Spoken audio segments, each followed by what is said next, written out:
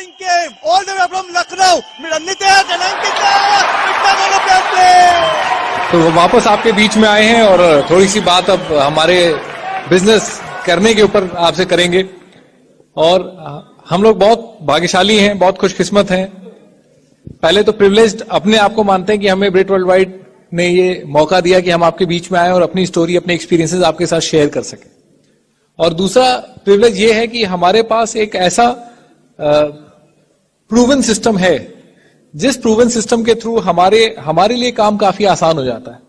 अगर हमको ये पता है कि एक पैटर्न है, जिस पैटर्न को फॉलो करने से हम वहां जा सकते हैं जहां पर ये सारे लीडर्स आपके जो अभी बीच में आए ये पहुंचे, तो चीजें काफी आसान हो जाती। नहीं, बजाय इसके कि हमें कोई नया रास्ता बनाना हो, कुछ नया सीखना हो, कुछ नया करना हो, हमें पता है कि एक रास्ता है, एक रास्ते से जब बहुत सारे लोग गुजरते हैं तो वहां एक ट्रेल बन जाती है और हम काफी बार उस ट्रेल को देख करके भी अपनी मंजिल तक पहुंच सकते हैं। तो सेम उसी तरह से हमारे यहाँ जो एक पैटर्न ऑफ सक्सेस जो है, मैं उसकी बात करूंगा आपसे। और उस पैटर्न ऑफ सक्सेस में कुछ जबरदस्त चीजें हैं और डिफाइंड हैं और मेजर्ड हैं, और हमारे 9 कोर स्टेप्स हैं। जो 9 कोर स्टेप्स अगर हम रेगुलर अपनी हैबिट में डालें और जिनके ऊपर हम ध्यान दें, तो हमारे लिए इस बिजनेस के अंदर सक्सेसफुल होना काफी आसान हो जाता है। और वो 9 कोर स्टेप्स बेसिकली अगर हम बात करें कि 9 स्टेप्स हैं उसके अंदर, और 9 स्टेप्स को अगर हम आपसे कहें तो पहले जो 3 स्टेप हैं उसके, वो हमारे 100% प्रोडक्ट यूजर होना, 10 से 15 रिटेल कस्टमर्स होना और शो द प्लान करना। ये जो पहले 3 स्टेप हैं, इसको ये हमारे एक्शन के स्टेप्स हैं। ये वो हैं जो कि हमें काम करने की जरूरत है, जो काम हमें करना है। और उसके बाद के जो 3 स्टेप हैं, जिसमें कि हमारी बुक्स हैं, हमारी सीडीज हैं कि रोज रेगुलर बेसिस के ऊपर अपनी हैबिट डालनी है कि बुक्स पढ़ने की, सीडीज सुनने की, और तीसरा जो फंक्शंस, मीटिंग या एसोसिएशन है, वो ये जो 3 स्टेप हैं, ये 3 स्टेप हमारे इंपॉर्टेंट स्टेप हैं फॉर हमारे ब्रेन के लिए, हमारी थॉट प्रोसेस के लिए। ये सॉर्ट ऑफ ब्रेन टॉनिक है जो हमें चाहिए। वो एक्शन करते रहे, जो फर्स्ट जो एक्शन स्टेप्स हैं उनको करने के लिए ये ब्रेन टॉनिक लेते रहना बहुत जरूरी है। और फिर हमारे कुछ कैरेक्टर बिल्डिंग स्टेप्स हैं जो कि टीचेबल होना, अकाउंटेबल होना और हमारी अपलाइन के साथ रेगुलर कम्युनिकेशन के अंदर रहना। तो मैं इन स्टेप्स की जब बात करेंगे आपसे, तो पहले इनिशियली मैं आपसे जो हमारा, जिसको मैं सारे इंपॉर्टेंट हैं और सारे रेगुलर बेसिस के ऊपर करने, लेकिन मैं पहले आपसे हमारे जो ब्रेन टॉनिक वाले जो पार्ट है, मैं उससे शुरू करूंगा आपसे बात करना। क्योंकि सबसे पहली जो शुरुआत है वो यहीं से होनी है, हमारे दिमाग से ही होनी है, हमारी सोच से ही होनी है। और हमको सबको ये बात पता है कि बेसिकली अगर मैं आपसे कहूं कि देखिए हमारे सामने 2 लोग हैं, मैं आपके सामने मान लीजिए 2 जुड़वा आदमी हैं, और एक मान लेते हैं कि बहुत सक्सेसफुल है और एक आदमी यहाँ पे is not successful, is a failure.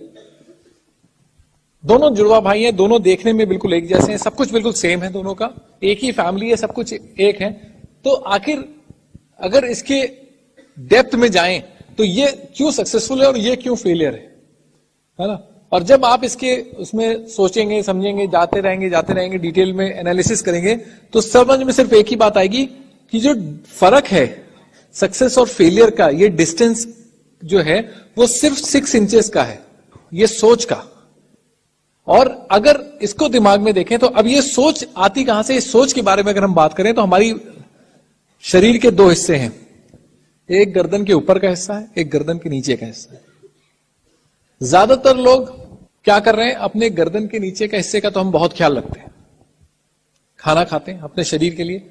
कितने टाइम खाना खाते हैं? सुबह, दोपहर, शाम, ब्रेकफास्ट, लंच, डिनर करते हैं, टाइमली करते हैं। अगर हमारा खाना मिस हो जाता है तो हमारे लिए सबसे बड़ी प्रायोरिटी क्या होती है? जल्दी से जल्दी कुछ खाएं। अगर 2-3 बार मिस हो गया तो भाई सबसे पहले हमारे नजर क्या आने वाला है? कुछ खाना है। लेकिन अगर खाना नहीं मिल रहा है तो क्या हम कुछ कूड़ा खा लेंगे, हैं? कुछ बेकार खा लेंगे, है ना? कुछ गलत खा लेंगे? नहीं, हम खाएंगे सही, क्योंकि हमारे शरीर के अंदर जाने वाला हमको पता है। तो ये उस हिस्से की बात हो रही है जिसके लिए अगर हमें अपने शरीर से काम करना हो और इस शरीर से काम करके पैसे कमाने हो, तो हम दिन के कितने पैसे कमा सकते हैं? अगर आप सुबह जाएं और आपको एक लेबर चाहिए हो कि जो दिन भर काम करेगा, अपने शरीर से मेहनत करेगा, तो आपको 400-500 रुपए में एक लेबर मिल जाएगा दिन भर काम करने के लिए, इस शरीर से काम करेगा। लेकिन जो लोग यहां से काम कर रहे हैं, जो वैल्यू है बेसिकली, जो इनकम है वो कहां से बढ़ रही है, वो यहां से बढ़ रही है, इस सोच से। तो इसको भी कुछ खाना, इस गर्दन के ऊपर के हिस्से को भी कुछ खाना खिलाने की जरूरत है कि नहीं है? क्यों? कैसा खाना खिलाने की जरूरत है? क्योंकि दिमाग को हम ये कहते हैं कि दिमाग जो है वो फैक्ट्री ऑफ थॉट्स है, विचारों की फैक्ट्री है। तो ये विचारों की फैक्ट्री को भी सही इनपुट देते रहना जरूरी है। अगर सही इनपुट देंगे तो बेसिकली सही थॉट्स हमारे दिमाग में चलेंगे, और जब सही थॉट्स हमारे दिमाग में चलेंगे, कौन से थॉट्स, सही थॉट कौन से, जो हमारी सक्सेस, जो लाइफ चेंजिंग एजुकेशन की बात हम करते हैं, वो क्या करती है? वो हमारी थॉट प्रोसेस को चेंज करती है, और हमारी थॉट प्रोसेस को एक फेलियर की थॉट प्रोसेस से निकाल करके हमें अपने आप को एक सक्सेसफुल आदमी की थॉट प्रोसेस में लाना है। यानी किसी भी पॉइंट ऑफ टाइम पे अगर हम एक बिजनेस में अंदर डायमंड जाना चाहते हैं, तो सबसे पहले मेरी थॉट प्रोसेस एक डायमंड की तरह से होनी चाहिए। किसी परिस्थिति, किसी सिचुएशन के अंदर जैसा एक डायमंड सोचता है, अगर मैं वैसा सोचने लगूंगा तो क्या होगा? मेरा बिजनेस एक डायमंड बिजनेस की तरफ बढ़ रहा होगा। और अगर हम ऐसा नहीं कर रहे होंगे, तो ये थॉट प्रोसेस मैच कराने के लिए जो हमारे वो 3 स्टेप्स हैं, जिसमें सबसे पहला बुक्स है, दूसरा सीडीज है, और तीसरा फंक्शन मीटिंग्स है। ये क्या करते हैं? बेसिकली ये सिर्फ कुछ नहीं करते, ये काम करते हैं हमारी थॉट प्रोसेस को एक सक्सेसफुल एंटरप्रेन्योर की थॉट प्रोसेस में, एक डायमंड की थॉट प्रोसेस में बदलने में हमारी हेल्प करते हैं। और इसमें स्टेजेस हैं, जिसमें सबसे पहली, मैं आपको जैसे अपनी एग्जांपल दूं, तो मेरे लिए सबसे पहली स्टेज जो सबसे बड़ा हर्डल था मेरे सामने, वो मैं खुद था। क्योंकि जो मेरी थॉट प्रोसेस थी, वो मेरी थॉट प्रोसेस के अंदर एक बहुत बेसिक चीज थी जिससे मैं आगे नहीं बढ़ पा रहा था। और वो क्या थी कि जैसे मैं आपसे भी बात कर रहा हूं, मेरी आवाज आप सुन रहे हैं, आपको अपनी भी आवाज सुनाई दे रही है, आप भी अपने आप से कुछ बात कर रहे हैं, और हम अपने आप से क्या बात कर रहे हैं वो बहुत इंपॉर्टेंट है। क्योंकि ऐसा तो है, यहां से तो स्पीकर बोल रहा है, वो बहुत कुछ पॉजिटिव आपसे बात कर रहा है, सब चीजें अच्छी कह रहा है, लेकिन जब हम अपने आप से बात कर रहे हैं, अकेले में मैं खुद से बात कर रहा हूं, तो मैं क्या बात कर रहा हूं, है ना? मैंने ये पाया कि मेरे दिमाग में भरा हुआ था, सबसे पहले था कि मैं नहीं कर सकता, मैं नहीं कर पाऊंगा, मुझसे नहीं हो पाएगा। जब हमारे बिजनेस की मैंने प्लान देखा था, तो मैंने अपनी एक लिमिट अपने दिमाग में सेट कर ली थी। अपना एक थर्मोस्टेट कहां पे फिट किया था? 2000 रुपए महीने की पॉकेट मनी पे सेट किया था।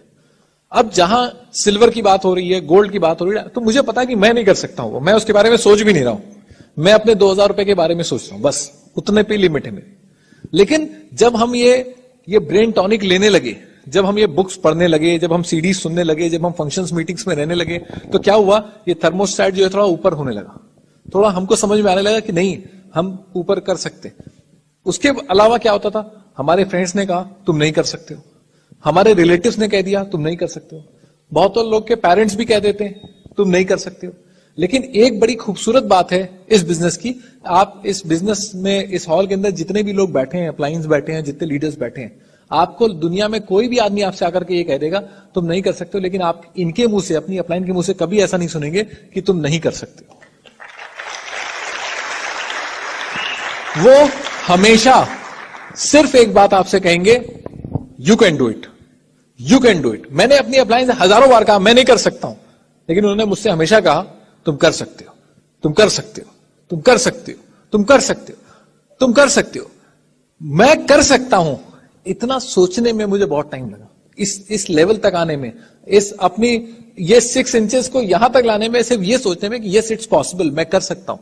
आई एम अ डायमंड तो बहुत आगे की बात होगी, पहले तो मैं कर सकता हूं, है ना? तो फिर क्या हुआ? फिर हमने अपनी जो आवाज थी, उस आवाज को दबाना शुरू किया, जो ये कहती थी तुम नहीं कर सकते। जब मैं भी अपने आप से बात कर रहा हूं नहीं कर सकते हो, तो हम जोर से बोल देते हैं मैं कर सकता हूं, मैं कर सकता हूं, मैं कर सकता हूं, मैं कर सकता हूं, मैं कर सकता हूं, आई कैन डू इट, है ना? और ये स्टेज तक पहुंचाने में ये अमेजिंग काम करती है ये स्टेप। जब आप रेगुलर पढ़ेंगे, क्यों कैसे करेंगे मैं भी, और इसके बारे में कैसे वर्क करेगा मैं बताऊंगा आपको। लेकिन पहला वर्क क्या है? पहले तो सबसे पहले अपने आप को उस पॉइंट पे लाना है कि जहां पे हम ये सोचना शुरू करेंगे यस मैं कर सकता हूं। और सेकंड चीज क्या है, इसके बाद क्या है, जो सेकंड स्टेज है वो ये है कि हमारे सबकी लाइफ में बहुत सारी परिस्थितियां हैं, सिचुएशंस हैं, नहीं हमारी जॉब है, हमारी फैमिली है, हमारी हेल्थ है, ये सब सिचुएशंस हमारी लाइफ में ऑलरेडी चल रही हैं और उसके अंदर ये बिजनेस आता है, एमवे बिजनेस आता है। एमवे बिजनेस अपने आप में एक नई सिचुएशन क्रिएट करता है।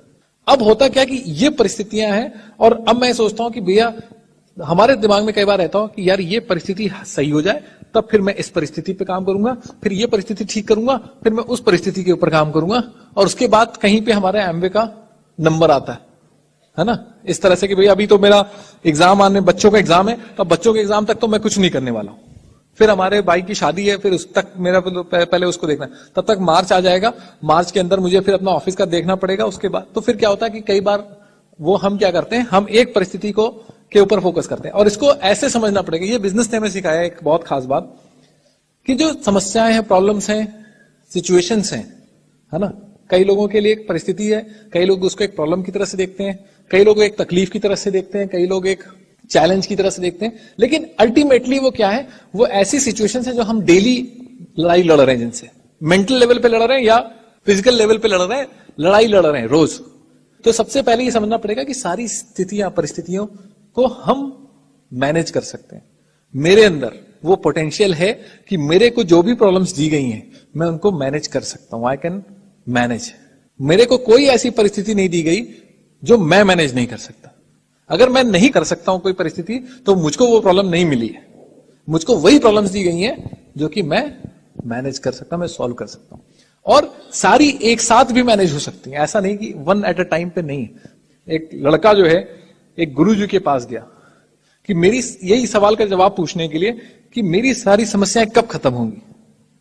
तो वो उन्होंने ऐसे कहा कि ऐसा करो, तुम बाहर एक कैंप लगा हुआ है, वहां मैदान में बहुत सारे ऊंट बैठे हुए हैं, तुम वहां पे जाओ, करीब 100 के आसपास ऊंट हैं, वो सारे ऊंट जैसे बैठ जाए सारे के सारे, तुम मेरे पास आ जाना, मैं तुम्हारे सवाल का जवाब दे दूंगा।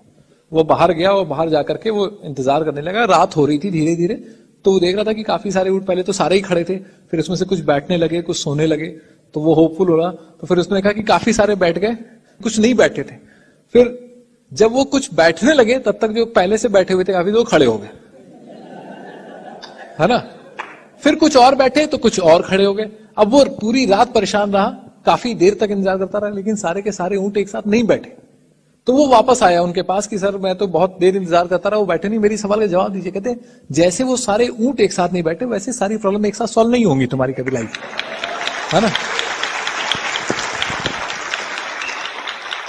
प्रॉब्लम तुम्हारी लाइफ में चलती रहेंगी, है ना। ऐसा नहीं है कि आप एमवे बिजनेस करने लगे आप कोई प्रॉब्लम नहीं आने वाली, है ना। आप इस बिजनेस की और इस एजुकेशन सिस्टम से सिर्फ एक चीज सीखते हैं कि आप प्रॉब्लम्स को बेटर मैनेज करना सीखते हैं। एक चीज समझते हैं कि आपको प्रॉब्लम्स को फेस करना है, सबसे पहले तो ये सीखते हैं। पहले तो हम प्रॉब्लम आती ही भागते थे, यार प्रॉब्लम मेरे सामने नहीं आनी चाहिए, हम ये सोचते थे कि हम उधर देखेंगे तो प्रॉब्लम मेरे को नहीं देखेगी, है ना। लेकिन और इसके ऊपर भी एक सिचुएशन बताता हूं आपको, कि एक बार कृष्ण और बलराम जंगल के अंदर जा रहे थे, तो उस जंगल में रात हो गई, थक गए थे, उनको लगा कि यार थोड़ा आराम करना चाहिए, लेकिन जंगल था, उनको लगा यार दोनों एक साथ नहीं आराम कर सकते, बारी बारी आराम करते हैं।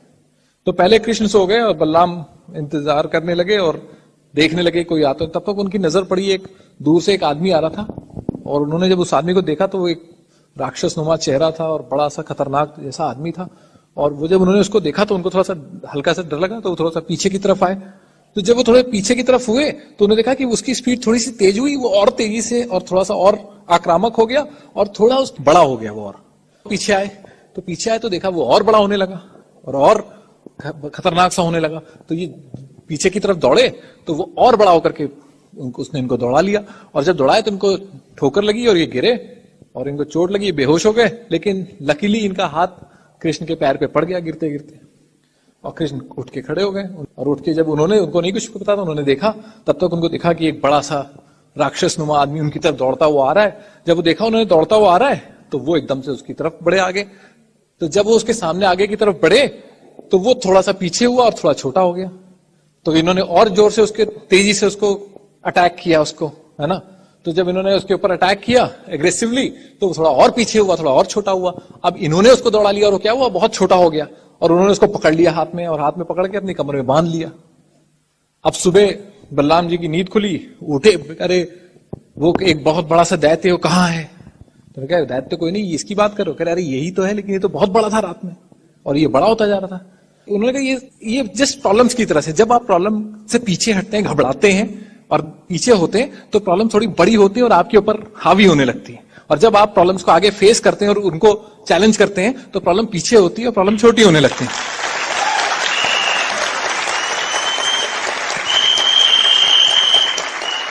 है ना?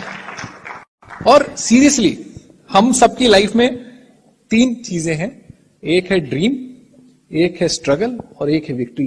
ये सबकी स्टोरी में ये लिखा हुआ है। हम लोग की सबकी स्टोरी के ऊपर एक मूवी बन रही है, जिस मूवी का नाम है एफईडी सेलिब्रेशन। और वो एफईडी सेलिब्रेशन की जो मूवी है, उसका कवर डिजाइन है, आपने देखा होगा, उसका पोस्टर वगैरह डिजाइन है। उस पोस्टर में क्या है कि आप और आपकी वाइफ एक बड़ा सा प्लाक लिए ऐसे विनर उसमें वो है। उसका एक गाना भी आपको पता है, उसका रॉकी म्यूजिक भी आप सुनते हैं, वो गाना भी है उसका, बहुत हिट है। और उसके अंदर आपके अप्लायंस तालियां बजा रहे हैं। और लेकिन वो हमारी पिक्चर का लास्ट सीन है। उस पिक्चर के लास्ट सीन तक पहुंचने के लिए पहले क्या है, पहले थोड़ी स्ट्रगल से गुजरना है ना? तो ये कुछ ऐसी पिक्चर बनाई गई है, कुछ ऐसी पिक्चर की स्टोरी लिखी गई है कि जिस पिक्चर की स्टोरी में हमें कुछ स्ट्रगल है। और हर पिक्चर में ऐसा होता है। गांधी फिल्म हम सब लोगों ने देखी है। गांधी फिल्म में अगर शुरुआत के सीन में देखिए तो क्या सीन है, पहले ही उठा करके सामान उठा करके ट्रेन से नीचे फेंक दिया और गांधी जी नीचे प्लेटफॉर्म पे गिरे हुए। अब क्या हो रहा है, ये स्ट्रगल है नहीं, एक सीन है ऐसा। अब आप इमेजिन करिए, आपकी पिक्चर में ऐसा सीन नहीं आने वाला कि आपको कोई ट्रेन से फेंक रहा है। आपकी पिक्चर में सीन कुछ ऐसा होगा कि आप किसी के घर पे गए, उसने कह दिया नहीं हमें बिजनेस नहीं करना है, ऐसा होगा सीन। थोड़ा किसी फिल्म में किसी के हाथ पे लिख दिया मेरा बाप चोर है। आपके सीन में क्या होने वाला है, आपके सीन में ये होगा कि आप कोशिश कर रहे हैं और 10 लोगों को बुलाया, कोई नहीं आया। लेकिन वहां पर क्या हुआ, वहां पर किसी को बड़े होटल में जाने से रोक दिया। आप एमवे ऑफिस में गए, गार्ड ने रोक दिया आपको। लेकिन आपको ये समझना है यार, ये तो पिक्चर की शुरुआती सीन है, ये तो इनिशियल सीन है। पिक्चर का लास्ट सीन क्या है? लास्ट सीन में तो आप स्टेज के ऊपर खड़े हो रहे हैं, वो म्यूजिक बज रहा है, सारे फैमिली वाले बैठे हुए हैं, आपका सेलिब्रेशन हो रहा है। तो अब आपको समझना पड़ेगा ना कि यार पहले सीन में तो भैया हीरो मार खाता है ना। शुरू के सीनों में तो आप देखते होंगे कि पहले अमिताभ बच्चन को सब लोग बच्चे में मार रहे हैं, फिर वो एकदम से बड़ा हो जाता है, वो सबको मारने लगता है। नहीं, तो पहले सीन पे तो मुझे मार खानी है, कोई क्या फर्क पड़ता है ना? मुझे थोड़े थप्पड़ पड़ेंगे मेरे को, ठीक है, कोई बात नहीं, वो गार्ड मेरे को रोकेगा। लेकिन मुझे पता है कि आप बात के सीन में क्या है कि वही गार्ड आपके लिए दरवाजा खोल के स्पेशली आपके लिए एमवे ऑफिस खुलेगा, आपके लिए सेलिब्रेशन करेगा। है? ये सब तो एंगल है, जिसकी कहानी में जितना ज्यादा मसाला है उसकी पिक्चर उतनी ज्यादा हिट होने वाली नहीं है। तो आप इस तरह, अब आपकी पिक्चर की शूटिंग में देखिए कितनी बड़ी पिक्चर है। एमवे ने 500 करोड़ रुपए का इन्वेस्टमेंट किया तमिलनाडु में। अभी हम लोग 18th को वहां पर जा रहे हैं। एक जबरदस्त मैन्युफैक्चरिंग प्लांट हिंदुस्तान में, एमवे का अपना मैन्युफैक्चरिंग प्लांट स्टार्ट हो रहा है। 500 करोड़ रुपीस का इन्वेस्टमेंट हो चुका है। किसके लिए हुआ ये इन्वेस्टमेंट? आप ये मत कहिए हमारे लिए, मेरे लिए हुआ। भाई हीरो आप हैं पिक्चर के, तो ये पिक्चर हीरो की है, आपकी है।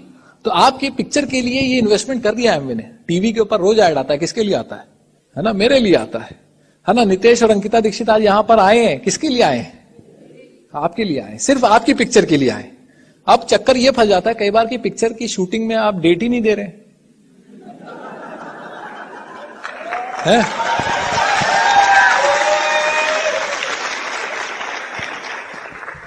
यहां जो ये प्रोडक्शन कंपनी ये बताती है कि 2 से 5 साल में पिक्चर बनाई जा सकती है। तब जब आप 2 से 5 साल फोकस्ड होकर के रेगुलर बेसिस पे काम करें। आपने कहा यार 2 महीने तो काम किया, 3 महीने तक शूटिंग पे नहीं आए आप, तो कैसे काम चलेगा? नहीं चल पाएगा। तो हमको क्या करना है? हमको ये समझना है कि अब मेरे को मेहनत कहां करनी है। मेहनत मुझे अपने दिमाग के ऊपर करनी है। इन्वेस्टमेंट किसके ऊपर करना है? सबसे ज्यादा अपने ऊपर करना है। और उस इन्वेस्टमेंट में ध्यान देना है कि भैया मेरी थॉट प्रोसेस, मेरे दिमाग के अंदर कोई भी गलत विचार नहीं चल सकता। तो बुक्स मेरे लिए क्या करती हैं? हमारे दिमाग को, हमारी सोच को स्ट्रेच करती हैं, बड़ा करती हैं। क्यों करती हैं? अच्छा, कौन सी बुक्स पढ़नी है ये भी बहुत इंपॉर्टेंट है। बुक्स का मतलब ये नहीं कि कोई भी बुक लेकर के पढ़नी शुरू कर देनी है। जो हमारे यहाँ रिकमेंडेड बुक्स हैं, जो आपके अपलाइन रिकमेंड करते हैं, जो ब्रिज सिस्टम रिकमेंड करता है, वो सारी बुक्स हम यहाँ पर, अभी बाहर काउंटर होगा उस पर देखिएगा कई सारी बुक्स रखी हुई हैं। उन बुक्स में से आप जो वो कर सकते हैं। हाँ, इनिशियली अगर आपकी बुक रीडिंग की हैबिट नहीं है तो ठीक है, आप थोड़ी पतली बुक से स्टार्ट करिए। जैसे मेरे पहले किताबों का बिल्कुल भी वो नहीं था। मैं तो सोचता हूँ कभी कि हमने स्कूल में कभी इतनी बुक्स नहीं पढ़ी जितनी कि हमने एजुकेशन सिस्टम के अंदर आने के बाद पढ़नी शुरू की। हमारी अपलाइन ने बहुत संभाल के, हमको पहली बुक बहुत पतली दी ताकि हम पढ़ सकें उसको, फिर धीरे धीरे वो बुक्स मोटी होने लगी। और फिर लेकिन बुक का कॉन्सेप्ट क्या है कि जैसे मान लीजिए हमारे मनीष जी हैं, अगर मनीष जी से हम कहें कि भाई अपने एक्सपीरियंसेस पे हैं, इन्होंने एमवे बिजनेस के ऊपर मान लीजिए इनके 10-15 साल का एक्सपीरियंसेस के ऊपर आपको कोई बुक लिखनी हो, तो ये क्या करेंगे? या अपनी लाइफ के ऊपर आप एक बुक लिख दीजिए अपने एक्सपीरियंसेस के ऊपर, तो ये अपनी बेस्ट निकाल करके देंगे ना उस बुक के अंदर। तो इन्होंने मान लीजिए अपना 20 साल का एक्सपीरियंस का निचोड़ निकाल करके एक बुक में दिया मेरे को, है ना। वो 20 साल का एक्सपीरियंस, मैंने वो बुक को 2 घंटे पढ़ा, तो मेरे जो विजडम है, मेरी जो नॉलेज है, मेरा जो एक्सपीरियंस है, वो 20 साल से बढ़ गया 2 घंटे में। मैंने आपकी बुक पढ़ी और लीडर्स की बुक पढ़ी, तो क्या हुआ? मेरे को सैकड़ों साल की विजडम आ गई, मेरी सोच बड़ी करने में। और बुक्स में क्या होता है, बुक्स को रोज पढ़ना है। कितनी देर पढ़ना है? 15 से 20 मिनट तो मिनिमम पढ़ने की हैबिट डालनी है, रेगुलर बेसिस पे रोज पढ़नी है। क्योंकि रोज क्यों पढ़नी है? क्योंकि खाना रोज खाते हैं, है ना। खाना दिन में 3 बार खाते हैं। हम ये कह रहे हैं कि ये कम से कम 10 से 15 मिनट एक बार पढ़ी जा सकती है। और पढ़ते रहने से क्या होगा, आप अपने आप के अंदर फर्क देखना शुरू करेंगे, आपको महसूस होने लगेगा। क्योंकि नॉर्मली कोई आपको नहीं करेक्ट करता, लेकिन ये बुक्स आपको एक बड़ा विजन देती है। लेकिन बड़े विजन से सिर्फ काम नहीं होता, बड़े विजन के साथ चाहिए ये सीडीज क्या करती हैं? मेरे उस विजन को एक डायरेक्शन देती। डायरेक्शन का मतलब मुझे क्या करना है। मैं बहुत एक्साइटेड हूं, मेरी थॉट प्रोसेस सही हो रही है, सब कुछ अच्छा हो रहा है, लेकिन मैं किधर जाकर के उसको अपनी लगानी एनर्जी, तो वो डायरेक्शन मुझे सीडी से मिलता है। क्योंकि सीडीज में आपको एमरल्ड्स और डायमंड्स के एक्सपीरियंसेस सुनने को मिलते हैं। ये एमरल्ड्स और डायमंड के एक्सपीरियंसेस जब हमने सीडी लगाई और सुनी, तो उससे क्या फायदा होता है कि जैसे मान लीजिए जब हम सुन करके चल रहे होते हैं तो हमें समझ में आता है कि हम रास्ता सही पकड़ के चल रहे हैं, नहीं। जैसे एक एग्जाम्पल बताता हूं, आपने हमारी याद सीडी सुनी मान लीजिए, और आपने सुना कि मेरे फ्रेंड्स ने मेरा मजाक उड़ाया। अब आप गए, आपने लोगों से बात करी और आपके भी फ्रेंड्स ने आपका मजाक उड़ाया। तो अगर आपने सीडी नहीं सुनी होती तो आपको लगता है यार मेरे फ्रेंड्स तो मेरा मजाक उड़ा रहे हैं, मुझे पीछे हो जाना चाहिए। और जब आप सीडी सुन के गए तो आपको लगा यार नितेश जी के फ्रेंड्स ने उनका मजाक उड़ाया, मेरे फ्रेंड्स ने उनका मजाक उड़ाया, तो नितेश जी की पिक्चर के अंदर वो तो डायमंड बने, इसका मतलब मेरी पिक्चर में भी मैं डायमंड बन जाऊंगा, है। यानी मैं सही रास्ते पे जा रहा हूं। आपने किसी लीडर की सीडी सुनी, उसने मीटिंग करी, 10 लोगों को बुलाया, कोई नहीं आया। आपने 10 लोगों को बुलाया, कोई नहीं, आपको लगा यार सही जा रहा हूं मैं, रास्ता ठीक है मेरा, है ना। तो आपको पता लगने लगता है कि यार मैं सही चल रहा हूं, है ना। वो डायरेक्ट। और सीडीज से क्या होता है, सीडीज हमारे एटीट्यूड के ऊपर भी बहुत काम करती है, हमारे एटीट्यूड को सही करने के ऊपर बहुत वो करती है। क्योंकि पीपल स्किल सीखनी है, लोगों के साथ मिलना है, तो वैसी सिचुएशन, जैसे मान लीजिए आपने हमारी स्टोरी सुनी, आपको कुछ ना कुछ ऐसे उसमें इंस्टेंस मिलेगा जो आपकी लाइफ में भी हो सकता हो रहा। ऐसी स्थिति आपके सामने भी आएंगी, क्योंकि आप बहुत सारे ऐसे लोगों से मिलने वाले, तो वो आपको ऐसे कहने वाले। तो जहां पर आपको समझना है कि यार हाँ, ये तो उस जितना हम सुन करके चलेंगे उतना मेरे लिए इजी रहेगा। और ये फंक्शंस, मीटिंग्स क्या करती हैं हमारे लिए? पहले फंक्शन की बात करते हैं। फंक्शन क्या करते हैं? फंक्शन, मुझे जो लगता है सबसे बड़ा काम जो करते हैं फंक्शन, वो एक डिसीजन लेने में मदद करते हैं। और जितना बड़ा फंक्शन होगा उतना बड़ा डिसीजन लेने की मदद करेगा। जैसे अभी हमारे एफईडीज होने वाले हैं, फ्री इंटरप्राइज डे होना है। फ्री इंटरप्राइज डे के अंदर बहुत ज्यादा लोग डिसीजन लेते हैं डायमंड जाने का। आप बहुत सारे डायमंड्स की स्टोरी सुनेंगे तो उन्होंने किसी एफईडी के अंदर डिसाइड किया होगा कि यार हम उस अगली एफईडी के अंदर हम डायमंड होकर के आएंगे। क्यों? क्योंकि जितना बड़ा फंक्शन जब होता है उतने स्ट्रॉन्ग इमोशंस होते हैं, उतना मैसिव लोगों का मास रीइंफोर्समेंट होता है। उसमें क्या होता है कि हमारे लिए एक बिलीफ लेवल बढ़ जाता है और नए लोगों के लिए काफी बढ़िया रहता है। और मीटिंग्स क्या करती है, स्पेशली ओपन मीटिंग्स वगैरह, हमारे बिजनेस को सिस्टमाइज करने में हमारे लिए एक ऑफिस की तरह से काम करती है। हम एक सिस्टम बेस्ड बिजनेस बनाते हैं। जैसे आज हम यहाँ पर हैं लखनऊ के अंदर, हमारी ओपन मीटिंग हो रही है, तो ओपन मीटिंग हो रही है, वो भी चल रही है, और हम यहाँ पर घूम रहे हैं। ऐसे ही कल को आप यहाँ से निकलेंगे, लेकिन अगर आप एक और बहुत सारे लोग ये कहते हैं आपके यहाँ मीटिंग बहुत होती है, तो इस बिजनेस में हम मीटिंग ही करते आ रहे हैं। इस बिजनेस को बहुत अच्छे से सनी देओल ने समझाया है ना। एक डायलॉग है सनी देओल का, वो जिसको अगर आप सुनेंगे तो आपको समझ में आ जाएगा। वो कहता है कि सिर्फ मिलती है तारीख, तारीख पे तारीख, तारीख पे तारीख, तारीख पे तारीख, है ना। और आप इस बिजनेस में देखेंगे कि इस बिजनेस में भी सिर्फ तारीख मिलेगी आपको। अभी तक, आज तक आपकी अपलाइन क्या तारीख दे रहे थे आपको, है ना, कि 7 तारीख, 7 नवंबर को बीबीएस है, 7 नवंबर को बीबीएस है। अब जैसे ये तारीख खत्म हुई, आज आपको 3 तारीखें और बता दी कि 20 तारीख और 24 तारीख, 25 तारीख, है ना, और 25 तारीख खत्म होते होते आपको आ जाएगी एफईडी की तारीख आपकी है। तो आपको पता है कि अगली तारीख, अगली मीटिंग कौन सी है, और हर तारीख पे आपको एक नई तारीख मिलेगी, और उस तारीख को, और इसी तरह से उन्हीं तारीखों के ऊपर करते करते क्या होगा, उन्हीं मीटिंग से निकलते निकलते किसी न किसी मीटिंग से होते होते आपका क्या होगा, एक तारीख है जो आपकी पिक्चर की रिलीज की तारीख है, वो भी आ जाएगी उसमें। तो देखिए, बुक्स और सीडीज ले आए। विश्वास का जादू, जगाएं अपने अंदर की ताकत को, क्लाउड ब्रिस्टॉल की किताब है, जीवन को बदलने वाला उत्कृष्ट साहित्य। ऐसी बुक्स हमारे लिए, जितनी भी इस तरह की बुक्स हैं, हम रेगुलर पढ़ते रहते हैं। हर बुक से आपको कुछ ना कुछ सीखने को, जानने को मिलेगा, और हर बुक के अंदर ये कुछ ऐसा ही है कि इसी बुक को बार बार पढ़ने पे आप पाएंगे कि जितनी बार पढ़ेंगे हर बार उस बुक से कुछ आप नया ले सकते हैं, क्योंकि हमारी जो सिचुएशन है, हमारी लाइफ में कौन सा ऊंट खड़ा है उस समय, उस पर डिपेंड करेगा कि इस बुक से हम क्या लेने वाले हैं। अब हो सकता है कि कई चीज हमारे लिए कोई हेल्थ इश्यू नहीं है, हम उस किताब के अंदर उसके ऊपर कुछ नहीं कर रहे। हमारे बिजनेस के अंदर एक खूबसूरत बात यह है कि ये बिजनेस एक कंप्लीट पैकेज की तरह से है। ये सिर्फ एक नॉर्मल बिजनेस जो होता है वो सिर्फ पैसे के ऊपर फोकस करता है, लेकिन ये बिजनेस सिर्फ पैसे के ऊपर फोकस नहीं करता, ये आपकी ओवरऑल पर्सनैलिटी, ओवरऑल आप एज अ ह्यूमन बीइंग, आपकी हेल्थ, आपकी सोच, हर चीज के ऊपर आपको वो करके चलेगा, है ना, आपकी क्वालिटी ऑफ लाइफ के ऊपर फोकस करते हैं। तो जब ये करेंगे हम, तो फिर क्या होगा, तब हमारे जो एक्शन स्टेप्स हैं, जिसको हम एक्शन टॉनिक, जिसको हम कहते हैं ब्रेन टॉनिक, उसको कहते हैं एक्शन टॉनिक, वो भी लेते रहना जरूरी। अब एक्शन टॉनिक की बात करने के पहले मैं चाहूंगा एक छोटा सा कमर्शियल ब्रेक करूं, पहले बहुत देर हुई। ये हमारा माउथ फ्रेशनर है, एमवे का ग्लिस्टर का स्वीट शॉट, बहुत जबरदस्त। हमारी अपलाइन कहती है कि एमवे का प्रोडक्ट तब जरूर इस्तेमाल करो जब सबसे ज्यादा लोग तुमको देख रहे हैं, है ना।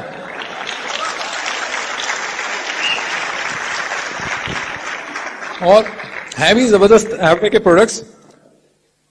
साइबेरियन जिनसिंग जिनको बाइलोबा हमारा एक न्यूट्राइट का जबरदस्त प्रोडक्ट है, जिसमें साइबेरियन जिनसिंग जो है वो हमको एक्साइटेड रखता है, और जिनको बाइलोबा हमको ये याद दिलाए रखता है कि हम एक्साइटेड थे किस लिए, है ना। क्योंकि कई बार एक्साइटमेंट में आदमी भूल जाता है कि एक्साइटमेंट था किस लिए, तो इसलिए उसमें वो जिनको बाइलोबा भी डाला है ना। ग्लूकोजमीन HCl विद बोसवेलिया ऑस्टियोआर्थराइटिस के लिए एक बहुत जबरदस्त प्रोडक्ट है, जॉइंट हेल्थ के लिए, और अक्सर काफी सारे लोग यूज करते हैं। हमारे यहाँ एक जर्मन शेफर्ड था, वो जर्मन शेफर्ड को काफी उम्र हो गई थी उसकी, 12-13 साल की, उसको ऑस्टियोआर्थराइटिस हो गया, और काफी उसको कोशिश करी, कुछ उसका ठीक नहीं हो रहा था, तो हमने कहा लो ये ग्लूकोजमीन खिलाते हैं अपना उसको, और अपना हमने ग्लूकोजमीन खिलाया उसको करीब 2 से 3 महीने, और 2-3 महीने के अंदर उसकी चाल जो है वापस ठीक हो गई। और मैं आपको अपने डॉगी के बारे में इसलिए बता रहा हूं क्योंकि कई बार लोग लोगों की बात नहीं मानते, हमारे डॉगी की बात लोग मान लेते हैं, है ना। और प्रोडक्ट के बारे में मैंने आपको बताया कि मुझे 2 तरह के लोगों से बहुत डर लगता था, एक तो डॉक्टर थे और दूसरे पुलिस वाले। एक बार ऐसे एक सेमिनार हो रहा था लखनऊ के अंदर, और सेमिनार के नेक्स्ट डे मेरे पास सुबह फोन आया, IG पुलिस लखनऊ का फोन आया उनके ऑफिस से कि वो आपसे बात करेंगे। तो मैंने कहा क्या बात करनी, मैंने फोन उठाया तो उन्होंने कहा कि भाई, खैर उन्होंने बहुत अच्छे से बात करी। उन्होंने कहा शाम को क्या कर रहे हो, मैंने कहा बताइए, तो उन्होंने कहा शाम को आओ घर पे डिनर करते हैं साथ में। मैंने कहा अच्छा, तो मैं गया उनके डिनर पे शाम को, तो वो उन्होंने कहीं मेरे बारे में सुना था, तो उन्होंने ऐसे मिलने के लिए बुलाया था। हम गए, बातचीत होने लगी, जब डिनर करने लगे तो थोड़ा वो मेरे से कैजुअल हो गए, तो फ्रेंडली हो गए। तो उनसे यार नितेश एक बात बताओ, मैंने कहा पूछिए। कहते यार ये तुम एमबी में फंसाते कैसे लोगों को। तो मैं ऐसा एक्सपेक्ट नहीं कर रहा था उनसे कि ऐसी कोई बात हो करेंगे, तो मैंने कहा आपको ऐसा क्यों लगता है कि हम फंसाते हैं लोगों को। तो उन्होंने कहा कि यार इतने महंगे प्रोडक्ट हैं, कोई कैसे यूज करता है या कैसे उसको करता है बिना फंसे, मतलब बिना वो किए तो होता नहीं होगा। तो मैंने कहा नहीं ऐसा नहीं है। मैंने उनसे वही सवाल पूछा, जब कोई मुझसे ऐसा कहता है मैं उससे एक ही सवाल पूछता हूं, मैंने कहा आपने कौन सा इस्तेमाल किया, और उन्होंने मुझे वही जवाब दिया जो ज्यादातर लोग मुझको देते हैं कि यार इस्तेमाल तो नहीं किया, सुना है। तो मैंने कहा अगर आप हमारा एमवे का एक प्रोडक्ट भी इस्तेमाल कर लें और उसके बाद आप ये बात कहेंगे अगर, तो मैं आपकी बात मान लूंगा, लेकिन अगर आप बिना यूज किए बात करें तो मैं आपकी बात नहीं मानूंगा। तो बोले अच्छा एक प्रोडक्ट तुम बताओ, जो कहोगे वो प्रोडक्ट मैं इस्तेमाल करूंगा। तो मैंने सोचा सबसे ज्यादा पीवी किस पे हमारे यहां, है ना। तो हाँ, तो उस समय हमारा जो प्रोडक्ट था जिनसिंग, है ना, फाइबर इन जिनसिंग, मैंने कहा यही बताते हैं उनको। वो उसके बारे में उनको थोड़ा बहुत बताया, कहते अच्छा चलो ये मैं यूज करता हूँ। एक हफ्ते उन्होंने उसको यूज किया, मैंने फोन किया एक दिन ऐसे पूछने के लिए सब ठीक है, कह रहे यार ठीक तो है, बढ़िया है, लेकिन कुछ साइकोलॉजिकल लग रहा है ना। तो अभी बात, मैंने कहा अरे मैं तो अभी ऐसे ही पूछ रहा था। तो फिर खैर 1 महीने के बाद मैं उनके ऑफिस गया उनसे मिलने के लिए। तो अभी मैं दरवाजा खोल के उनके ऑफिस में घुस रहा था, उन्होंने मुझको देखा, देखते ही अपनी सीट से खड़े हो गए, कह रहे यार नितेश गले लग जाओ मेरे। मैंने क्या हो गया? कह रहे अरे सुबह जो है बैडमिंटन खेलने जाता था, पहले गेम में मैं हाफ करके बैठ जाता था, आजकल मार मार के सामने लोग को भुर्ता बना देता हूं, लोग पूछ रहे खा क्या रहे हो आजकल।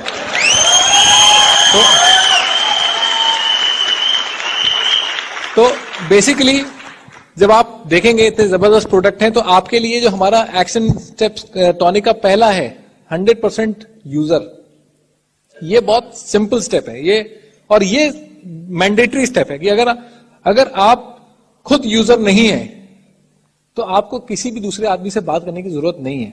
सबसे पहले अपने आप से ही बात करते रहिए जब तक कि आप एटलीस्ट, मैं कहता हूं एक प्रोडक्ट तो यूज कर रहे हो आप 100%, और फिर धीरे धीरे आप, ये हो सकता है कि भाई और प्रोडक्ट्स के ऊपर जाएं, लेकिन अगर प्रोडक्ट यूज नहीं कर रहे हैं तो अच्छा है कि आप पहले इस स्टेप को ही कोशिश करें कि पहले हम इस स्टेप के ऊपर आए। और ये स्टेप जब करते हैं तो इसका एक बाय प्रोडक्ट हमारा सेकंड स्टेप है, वो है 10 से 15 रिटेल कस्टमर्स। ये बहुत, अगर आप यूजर हैं तो कस्टमर अपने आप बनेंगे, और जो यूज कर रहे होते हैं कस्टमर, आप देखिए उनके भी अपने कस्टमर होते हैं। जो आपका कस्टमर आपसे फोन करता है कि मुझे ग्लिस्टर चाहिए 6 ग्लिस्टर, क्या करना है, आप नहाएंगे? नहीं मेरे 4 कस्टमर, मेरे साथ भी 4 लोग हैं, वो भी लेंगे, यूज करेंगे। तो आप पाएंगे कि जितने भी प्रोडक्ट हैं हमारे, तो ये हमारे वॉल्यूम क्रिएटर भी हैं ये स्टेप्स। और इन दोनों को जब हम करते हैं, मतलब हमें जो भी प्रोडक्ट हमारे घर में इस्तेमाल होते हैं और एमवे उन्हें बनाता है, तो चूंकि हम एक बिजनेस ओनर हैं, तो बिजनेस ओनर को इस बात को समझाने की जरूरत नहीं होती कि अगर उसके घर में पेट्रोल पंप है तो उसको पेट्रोल बाहर से नहीं डलवाना है। सेम उसी तरह से जैसे अगर हमारे पास अपने प्रोडक्ट्स हैं और हम यूज कर रहे हैं, तो हम कोशिश करते हैं कि हमारे टर्नओवर, हमारे एक्सपेंसेस को हम सबसे पहले अपने टर्नओवर में कन्वर्ट करें, अपने खुद के एक्सपेंसेस को, ताकि वो हमारे उसको कर सकें। और ये दोनों स्टेप के बाद जो तीसरा स्टेप है वो है show the plan. Show the plan क्या करता है? ये हमारे बिजनेस को ड्राइव करता है। और अगर आप देखेंगे हमारे यहाँ 4 बेसिक्स हैं, जिसमें लिस्ट बिल्डिंग है, कॉन्टैक्टिंग है, उसमें भी शो द प्लान आता है और फॉलोअप आता है। ये बेसिकली क्या करता है, ये हमारे बिजनेस को आगे बढ़ाने के लिए, सबसे मैंने अपने स्टोरी में आपसे शेयर किया था कि प्लान ने कैसे हमारी लाइफ को चेंज किया। ये प्लान हमें रेगुलर बेसिस पे 5 to 7 टाइम्स अ वीक ये प्लान दिखाना है ना।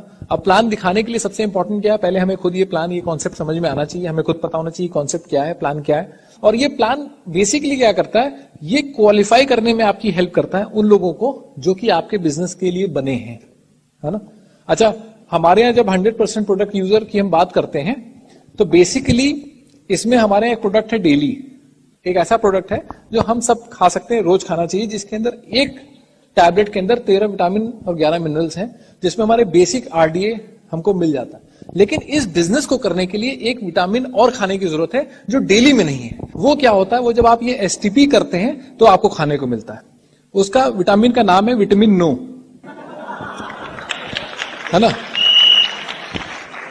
और बिना विटामिन नो खाए इस बिजनेस में आप सक्सेसफुल नहीं हो पाएंगे, है ना। और जितना ज्यादा खाएंगे उतना आगे जाएंगे। ये जितने लोग आगे बैठे हैं, लीडर्स बैठे हैं जो आपके सामने स्टेज पे आए थे, आप इनसे पूछिएगा इन्होंने कितना विटामिन नो खाया है, आज भी खा रहे हैं।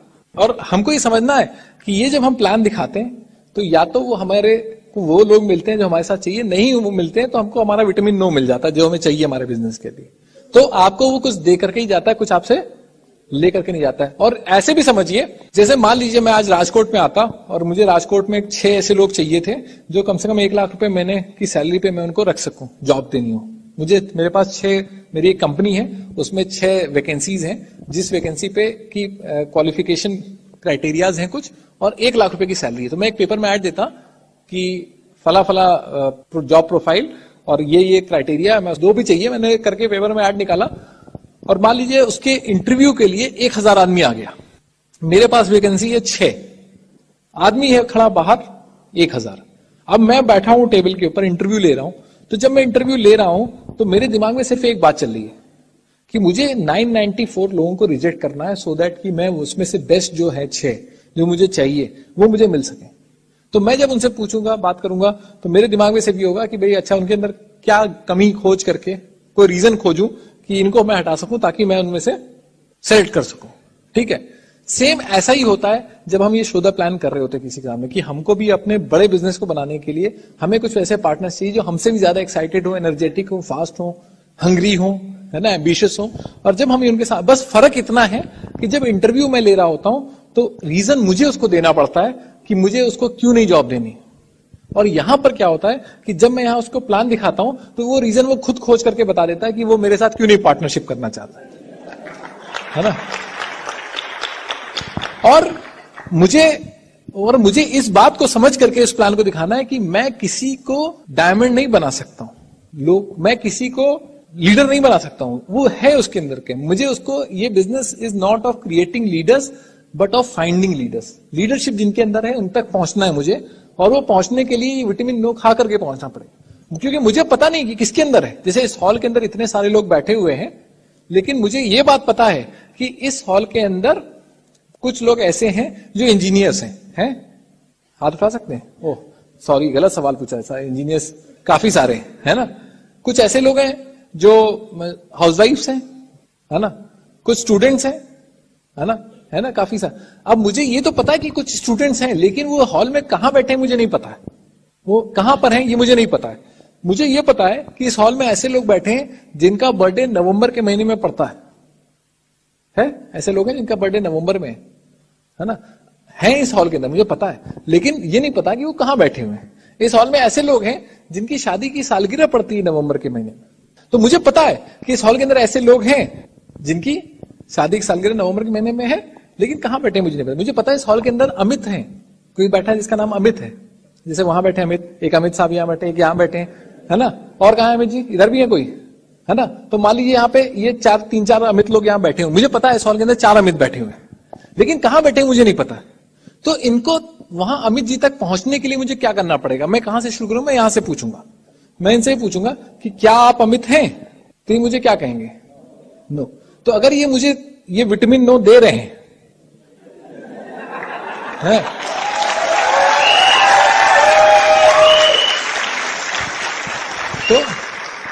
तो इस विटामिन नो के साथ एक अपॉर्चुनिटी दे रहे हैं मुझे आगे बढ़ने की, मुझे नेक्स्ट करने की, और मुझे अमित जी के करीब जाने की। तो मुझे इनका शुक्रगुजार होना चाहिए कि इनसे नाराज होना चाहिए? मुझे है शुक्रगुजार होना चाहिए कि भाई थैंक यू, आप अमित नहीं है, क्योंकि मुझे अमित वहां बैठे हुए हैं।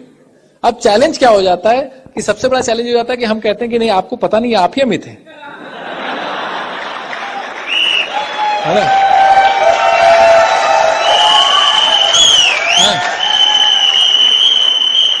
आप इस बात को नहीं जानते, आप बिल्कुल अमित हैं। ये कहते नहीं मैं अमित नहीं। अरे आपको मालूम नहीं भाई साहब, आप ही अमित हैं। अरे नहीं, ये अल्टीमेटली इतना कर देता हूं, ये हाथ जोड़ के कहते हैं हाँ भाई साहब शायद मैं ही अमित हूं, है ना। तो मुझको समझना है इस बात को कि मुझे अमित जी तक जाना है ना। अमित जी वहां बैठे हुए हैं, मुझे इतने सारे विटामिन नो खाते हुए वहां तक जाना है, वो वहां पर है। ऐसे मेरे को वो प्लान दिखाते हुए लोगों तक पहुंचते जाना है, वो कब होगा? अब ऐसा हो सकता है, मान लीजिए ये भी एक चैलेंज होता है कि मैंने इनसे पूछा आज, फिर मैंने कहा यार चलो 2 हफ्ते तो मैं फंसा रह गया अपने काम के अंदर, तब तक अमित जी वहां से उठ करके वहां चले गए, बैठ के उधर जाकर, है ना। तो मेरे को रेगुलर बेसिस के ऊपर, क्योंकि ये बिजनेस के अंदर मुझे पता है कि एक डब्बे के अंदर 6 बॉल हैं, और 6 बॉल के अंदर 5 बॉल्स जो है वो रेड है और 1 बॉल जो है वो व्हाइट है। तो मैं अगर एक बार हाथ डाल के निकालूंगा तो व्हाइट बॉल की निकलने की प्रोबेबिलिटी 0.2 है ना, 20% प्रोबेबिलिटी कि एक बार निकालने में वो बॉल व्हाइट निकलेगी।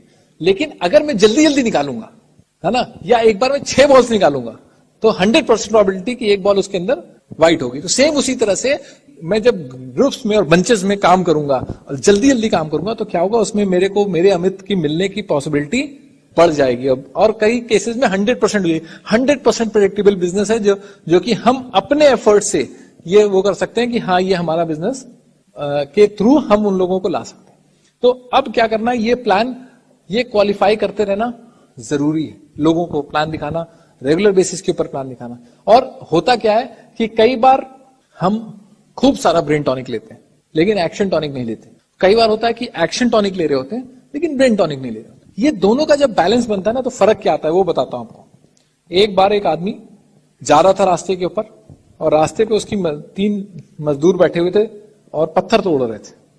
तो उसके पास भी टाइम था, उसने पहले से पूछा भाई क्या कर रहे हो? उसने कहा दिखाई नहीं देता, मैं पत्थर तोड़ रहा हूं। अच्छा, आगे बढ़ा तो देखा दूसरा था, उससे पूछा भाई तुम क्या कर रहे हो? कह रहा मैं जो है एक इमारत बना रहा हूं, एक बिल्डिंग बना रहा हूं। अच्छा, और आगे बढ़ा तो उसने कहा तीसरे से पूछा भाई तुम क्या कर रहे हो?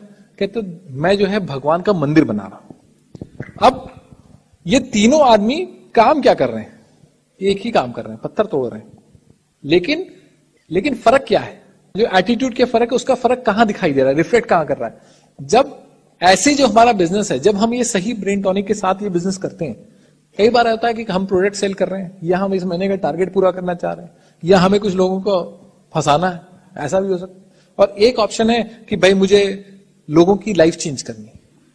तो जब मैं पत्थर तोड़ रहा हूं तो इस बात से फर्क नहीं पड़ रहा है कि मैं कैसा तोड़ रहा हूं, लेकिन जब मैं मंदिर बना रहा हूं तो इस बात से फर्क पड़ रहा है कि मैं क्या काम कर रहा हूं। तो वो ऑटोमेटिकली वो वर्क एथिक, वो सबमिशन, वो सारी चीजें बढ़ जाती हैं जब हम एक बड़ा विजन लेकर के काम कर रहे होते हैं। और ये जब ब्रेन टॉनिक के साथ हम जब ये बड़ा विजन लेते हैं तो हम जो डेली बेसिस के ऊपर पत्थर तोड़ रहे हैं, यानी डेली बेसिस के ऊपर जो हम विटामिन नो ले रहे हैं या डेली बेसिस के ऊपर जो प्लान दिखा रहे हैं जाकर के, वो जो है मेरी प्रोसेस जो है वो काफी हद तक चेंज हो जाता है। क्योंकि मुझे पता है कि भैया इतनी बड़ी इमारत बनानी है तो मैं फाउंडेशन के ऊपर भी काम करूंगा पहले, वरना क्या होगा।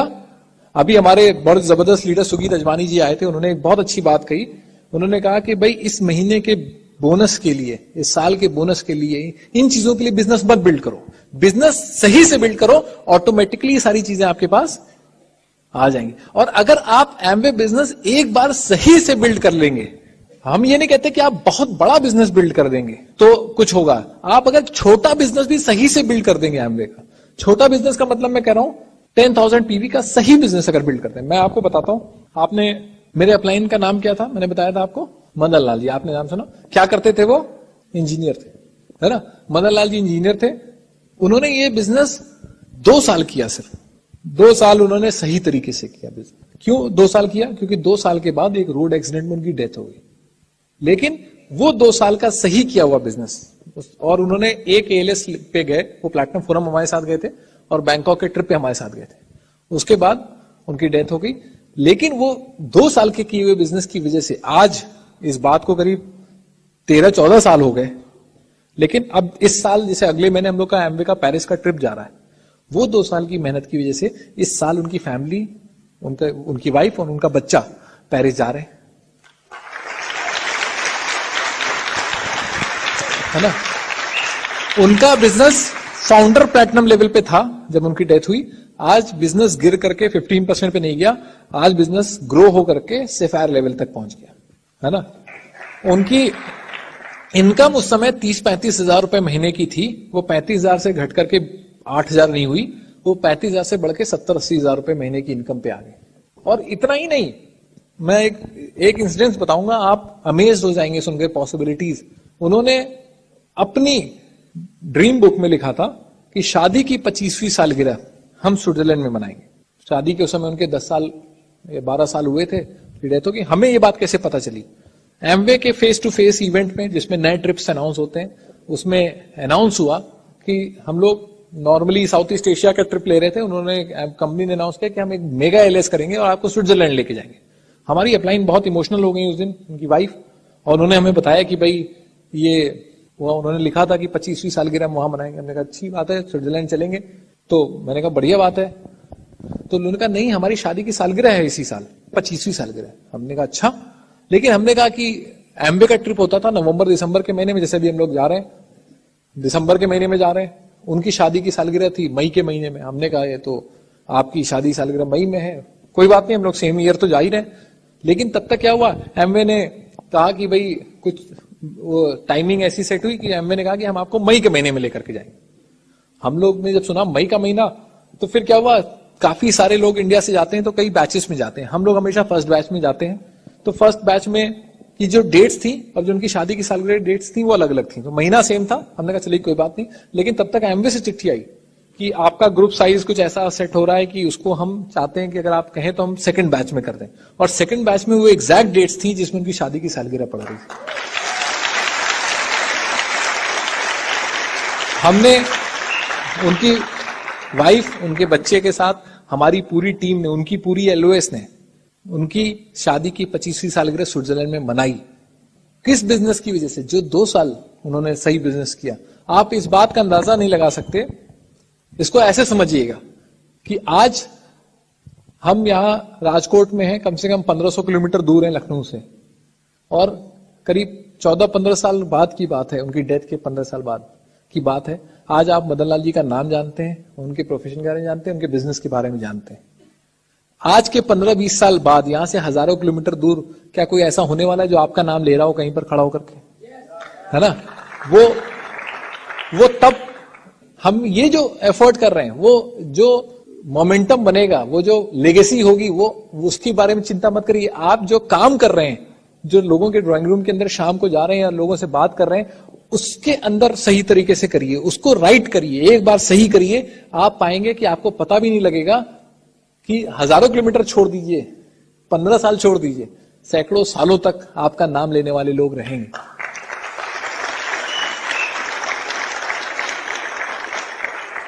ऐसा ही बिजनेस बनाना चाहते हैं ना, है ना? और इसमें कुछ कैरेक्टर की भी जरूरत पड़ेगी, और मैं चाहूंगा कि अंकिता को बुलाऊं और वो आपसे आकर के थोड़ी इसके बारे में बात करें आगे की। अंकिता जी।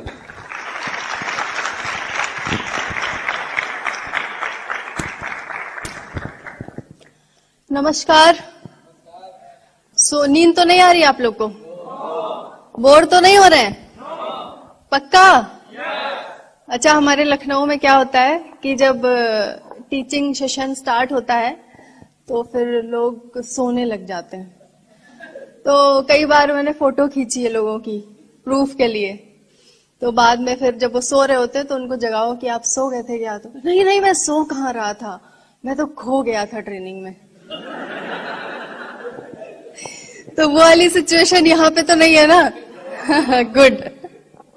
एक बात बताना चाहूंगी, जब हम लोग जाते हैं 2-2.5 घंटे की पिक्चर देखने के लिए, पिक्चर हॉल में बैठते हैं, तो चाहे हम जितने भी थके हों, चाहे हमें जितनी भी नींद आ रही हो, बट 2.5 घंटे तक हमें कभी नींद आती है, हम कभी बोर होते हैं। हमारा एक्साइटमेंट, हमारी जो एनर्जी लेवल है, वो लास्ट मोमेंट तक एकदम वैसे के वैसे हाई रहता है। होता है कि नहीं? और कई बार ऐसा होता है कि जब हमारा 2 से 2.5 घंटे की टीचिंग्स होती हैं या कोई सेमिनार हो गया, तो कई बार हम बोर होने लगते हैं। दिल से बताइएगा, होता है कि नहीं? यार बहुत लंबा हो गया है, बैठे बैठे थक गया आज तो। क्या रीजन क्या है इसके पीछे? आपको पता है, वो जो पिक्चर होती है 2.5 घंटे की, उसके लिए हम इतना ज्यादा इंटरेस्टेड होते हैं, हम उसमें इतना ज्यादा इंटरेस्ट लेते हैं, इतना एक्साइटेड होते हैं, और शायद हमारा इंटरेस्ट इतना उसमें नहीं है जितना कि हमारी मूवी में रहता है, उतना हमारी टीचिंग्स में नहीं है। लेकिन एक चीज मैं आपको बताऊं, जब 2.5 घंटे की पिक्चर आप पिक्चर हॉल में देखते हैं तो कोई पिक्चर आपको हीरो नहीं बना सकती। एक बार क्या हुआ कि मेरे यहाँ पे शादी थी, तो शादी की शॉपिंग के लिए बार बार आना जाना हो रहा था। एक ही शॉप पे, पर्टिकुलर एक शॉप है वहां पे, काफी बड़ी है। तो वहां पे जो साड़ियां दिखाते थे हम लोग को, साड़ियां और सूट, तो उनसे हम लोग की थोड़ी बहुत जान पहचान हो गई। तो 2-4 बार हम लोग गए, तो उसके बाद उन्होंने कहा कि मैडम एक बात बताइए। हमने कहा हाँ पूछिए। तो वो बोले कि आपके हस्बैंड करते क्या हैं? तो हमने कहा कि मैं और मेरे हस्बैंड दोनों लोग एमवे बिजनेस करते हैं। तो बोले कि एमवे? हमने कहा हाँ एमवे। आप किसी को बताइए कि अगर आप एमवे बिजनेस कर रहे हैं तो एक पॉज और उसके बाद लंबा सा एमवे, जैसे कि एमवे नहीं कर रहे हैं, पता नहीं क्या गुनाह कर दिया है। हमने कहा हाँ एमवे क्यों, आपको पता है इसके बारे में? हाँ पता है, वो हमारे दिल्ली में एक हमारे जानने वाले थे रिश्तेदार, वो करते थे, तो उनके नीचे हमने भी ज्वाइन किया था। और सबके बस की बात नहीं है एमवे फेमवे करना, हमसे तो नहीं हो पाया, हमने छोड़ दिया। हमने कहा एकदम सही कह रहे हैं शुक्ला जी, आप सबके बस की बात नहीं है एमवे फेमवे करना, क्योंकि इसको करने के लिए ना एक स्किल चाहिए, इसको करने के लिए आर्ट चाहिए, इसको करने के लिए पैशन चाहिए। वो बहुत कम लोगों में ऊपर वाला देता है, सबके बस की बात नहीं जो एमवे बिजनेस कर ले। तो उन्होंने स्माइल किया, बोले आप एकदम सही कह रही हैं। फिर चलते चलते मैंने कहा कि अगर आप बुरा ना माने तो आपका मोबाइल नंबर मैं ले सकती हूँ? तो बोले हाँ हाँ बिल्कुल ले लीजिए। तो मोबाइल नंबर मैंने उनका फीड किया और मैंने उनसे पूछा कि ये बताइए आप व्हाट्सएप पे हैं? तो बोले कि अरे बेटा आजकल व्हाट्सएप पे कौन नहीं होता है। हमने कहा हाँ ये भी सही कह रहे हैं। बोले वैसे तुम करोगी क्या? हमने कहा है कि हम जब अपनी टीम के साथ पेरिस में एफिल टावर पे घूम रहे होंगे ना, तो एक सेल्फी खींच के आपको व्हाट्सएप पे भेजेंगे और लिखेंगे कि Shukla ji I am missing you very very much. तो अगली बार आपको भी कोई ऐसा मिले तो प्लीज उसका नंबर लेना मत भूलिएगा, और जब आप एफिल टावर की सैर कर रहे होंगे तो उसको आप अपनी सेल्फी खींच के जरूर भेजिएगा।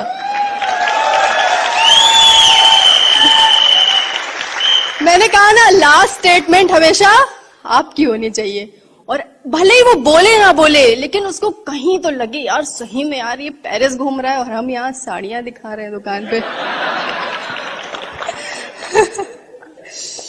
तो इसी तरह से आपका बिजनेस हो जाएगा। कोई आपको हाँ कहेगा, कोई आपको ना कहेगा, आपको दिल पे लेने की जरूरत नहीं है नो वालों को। एक बार माधुरी दीक्षित का इंटरव्यू आ रहा था, अनुपम खेर का एक शो आता है, तो उसमें माधुरी दीक्षित आई थी। तो ऐसे ही अनुपम खेर ने पूछा कि एक कोई मूवी शुरुआत में उसकी सारी मूवीज फ्लॉप होती चली गई। तो अनुपम खेर ने बोला कि ये बताइए कि आपको लोग जब क्रिटिसाइज करते थे, जब बहुत बुरा भला कहते थे आपको, तो आपको बुरा नहीं लगता था? तो माधुरी दीक्षित ने कहा कि नहीं मुझे बहुत बुरा लगता था पहले, शुरुआत में मैं बहुत ज्यादा मैं अपसेट रहती थी और मैं सोचती थी, लेकिन उसके बाद क्या हुआ कि मैंने एक बुक में पढ़ा, तो उसके बाद से मैंने उस प्रॉब्लम को हैंडल करना सीख लिया। तो बोले कि कैसे? तो बोले कि देखिए जब आप कोई भी काम करेंगे, कोई भी बड़ा काम आप बहुत सक्सेसफुल हो जाएंगे, तो 50% लोग आपको क्रिटिसाइज करेंगे और 50% लोग आपको अप्रिशिएट करेंगे। इट डिपेंड्स ऑन यू कि आप दिल से किसे लगा के रखते हैं। और मैं हमेशा जो मेरे चाहने वाले हैं, जो मेरा अप्रिशिएशन है, मैं हमेशा उनको अपने दिल से लगा के रखती हूँ। मैंने कभी ध्यान ही नहीं दिया कि किसने मुझे क्रिटिसाइज किया, मैं तो सिर्फ उन पे ध्यान देती हूँ जो मुझे प्यार करते हैं, जो मेरे फैंस हैं। तो ये बहुत बड़ी बात है वाकई में। हम जब लोगों के पास अपना बिजनेस लेकर जाएंगे तो कुछ लोग हमें नो कहेंगे, कुछ लोग हमको यस कहेंगे, क्योंकि सब इस दुनिया में बिजनेस नहीं कर सकते। जिस तरह से सब डॉक्टर नहीं बन सकते, सब इंजीनियर नहीं बन सकते, सब आईएएस ऑफिसर नहीं बन सकते, सब टीचर नहीं बन सकते, उसी तरह से सब डायमंड नहीं बन सकते। तो इट डिपेंड्स ऑन यू कि आप लोगों की नो को दिल से लगा के रखे हैं, या जो जिसने हाँ कह दिया है, जो आपके साथ बिजनेस साइन कर रहा है, जो आपके साथ बिजनेस ज्वाइन कर लिया है, उसको लेके आप चीयर करते हैं। तो ये आप पे डिपेंड करता है कि आप दिल से किसे लगा के रखते हैं। दूसरी खास चीज ये है कि जब हम क्या करते हैं, हम अपने आसपास का एनवायरनमेंट सोचते हैं यार, सब चेंज करने की कोशिश करते हैं। एक बार क्या हुआ कि जेल में एक सर्वे हुआ, कैदियों से पूछा गया कि ये बताइए आप यहाँ जेल में हैं आज, तो इसके लिए आप किसे रिस्पॉन्सिबल मानते हैं, किसे जिम्मेदार मानते हैं? तो 100% कैदियों ने यही कहा कि यार ऐसी ऐसी सिचुएशन आ गई मेरे सामने, ऐसे ऐसे लोगों ने मुझे गुस्सा दिलाया, तो मेरी सारी जेल में मेरे होने के पीछे उन्हीं लोगों का हाथ है। तो पता चला कि जेल में एक्चुअली सबसे ज्यादा शरीफ लोग थे, क्योंकि वो जिम्मेदार अपने आप को मान ही नहीं रहे थे। उनको लग रहा था कि उन्हें यहाँ पहुंचाने वाला कोई और है।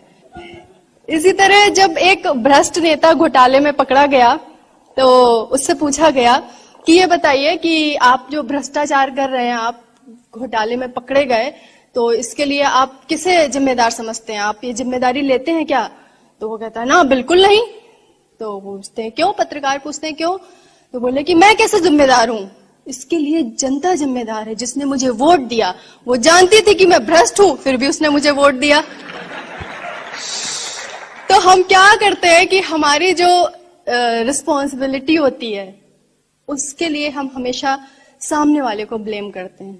हम कभी आगे बढ़कर जब कुछ अच्छा होता है तो हम सारा का सारा क्रेडिट खुद ही लेने की कोशिश करते हैं, लेकिन जब कुछ बुरा होता है तो हम क्या करते हैं कि सारी रिस्पॉन्सिबिलिटी दूसरे पे थोप देते हैं, सारा ब्लेम हम दूसरे पे थोप देते हैं। और ये बिजनेस ऐसा है कि जब कुछ खराब हो तो आगे बढ़ के एक लीडर की तरह सारी रिस्पॉन्सिबिलिटी आप अपने ऊपर ले लीजिए, और जब कुछ अच्छा हो तो सारा का सारा क्रेडिट अपनी टीम को दे दीजिए। आपका बिजनेस दौड़ेगा।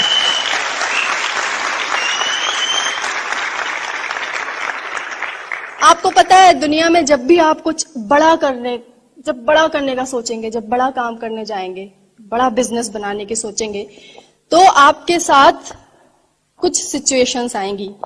सबसे पहले जब आप कुछ बड़ा डिसीजन लेंगे तो लोग जो आपके साथ थे, जो आपको लगता था कि बहुत नियरेस्ट है, मेरे डियरेस्ट हैं, वो लोग आपका मजाक बनाएंगे। ऐसा होता है कि नहीं? जब हम बिजनेस का डिसीजन लेते हैं तो लोग मजाक बना, अरे तुम करोड़पति बनोगे, यार छोटी मोटी कोई जॉब कर लो, हर महीना पैसा आएगा, ठीक रहेगा। कहाँ तुम करोड़पति, ऐसे बोलते हैं कि नहीं? कहाँ तुम करोड़पति बनने के सपने देख रहे हो? आपका बहुत मजाक उड़ाएंगे। दूसरा पॉइंट, वो सब आपका साथ छोड़ देंगे जो आपको लगेगा कि यार ये तो मेरा एकदम कभी साथ ही नहीं छोड़ सकता था, ये तो मेरा बहुत करीबी था, वो आपका साथ छोड़ देंगे। नंबर थर्ड, वो जो आपके बहुत करीबी थे वो आपके अगेंस्ट हो जाएंगे, आपका विरोध करेंगे जो आप कर रहे हैं, आपको मना करेंगे कि ये काम मत करो। और नंबर फोर्थ, सबसे लास्ट लेकिन सबसे इंपॉर्टेंट पॉइंट है कि जिस दिन आप सक्सेसफुल हो जाओगे उस दिन वही लोग आपके पास आएंगे और कहेंगे, यार मुझे तो पहले ही पता था कि तू एक ना एक दिन कुछ बड़ा जरूर करके दिखाएगा।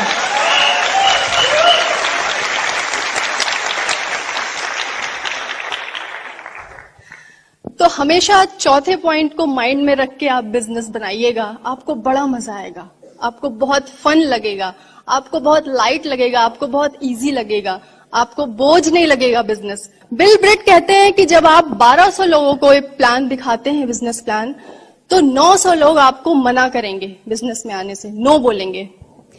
900 में से 300 लोग बचे जो आपके साथ बिजनेस साइन अप करेंगे, और 300 लोगों में से 85 लोग ऐसे होंगे जो आपकी बात को सुनेंगे, और 85 में से 35 लोग ऐसे होंगे जो सीरियसली आपके साथ कमिटेड होंगे, और 35 में से 11 लोग ऐसे होंगे जो आपको मल्टी मिलियनेयर बना देंगे।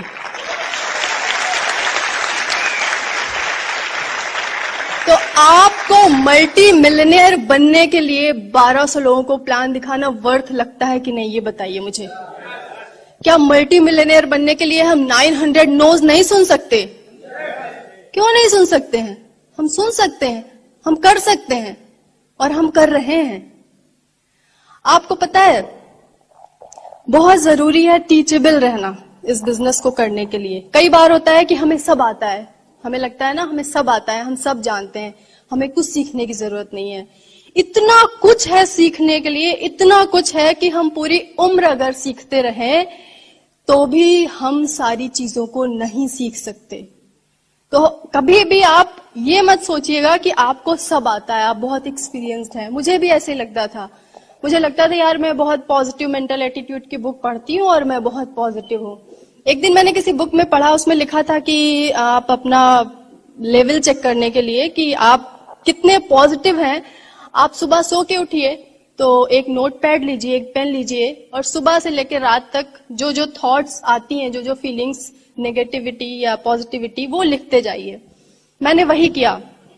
मैंने अब एक साइड अपनी पॉजिटिव थॉट लिखे और एक साइड अपने नेगेटिव थॉट लिखे। जब रात हुई तो आप बिलीव नहीं करेंगे, उसमें से 90% थॉट्स मेरे नेगेटिव थे और 10% थॉट्स मेरे पॉजिटिव थे। मुझे क्या लगता था कि मैं बहुत पॉजिटिव हूं, क्योंकि मैं बुक्स पढ़ती हूँ, क्योंकि मैं मीटिंग्स में जाती हूँ, क्योंकि मैं सेमिनार। पढ़ना और सुनना अलग बात है, अपने जीवन में किसी लाइन को उतार लेना अलग बात है। ये मैटर नहीं करता है कि आपने कितनी बुक्स पढ़ी, मैटर ये करता है कि आपने बुक की कोई लाइन अपनी जिंदगी में उतारी क्या, आप उसको अपने एक्शन में ढाल पा रहे हैं क्या, आप उसको बिहेवियर में अपने ला पा रहे हैं क्या। हमें पता है कि सच बोलना चाहिए, पॉजिटिव रहना चाहिए, ये सब बहुत अच्छी चीजें होती हैं, बट क्या सिचुएशन अगर आती है कुछ ऐसी तो वाकई में हम सच बोलते हैं, खरे हैं एकदम, भले किसी को कुछ बुरा लगे, कुछ हो जाए, लेकिन क्या हम सच्चाई का ही साथ देते हैं? ऐसा होता है? नहीं होता है। कई बार ऐसी सिचुएशन आपका टेस्ट लेती है सिचुएशन कि आप कितने स्ट्रांग हैं अंदर से। तो कई बार ऐसी सिचुएशन आएगी कि आपको झूठ बोलना ही पड़ेगा, लेकिन तब भी क्या आप सच का ही साथ देंगे? ये अपने आप को टेस्ट करने की छोटी छोटी लेकिन बहुत स्ट्रांग चीजें हैं। तो सबसे पहले सुधार की कहाँ जरूरत है? खुद पे। हम क्या करते हैं? हमेशा दूसरों पे ब्लेम करते हैं, ये ऐसा वो वैसा, हमारा अपलाइन ऐसा है, अगर वो ऐसा होता तो आज हम भी डायमंड बन गए होते।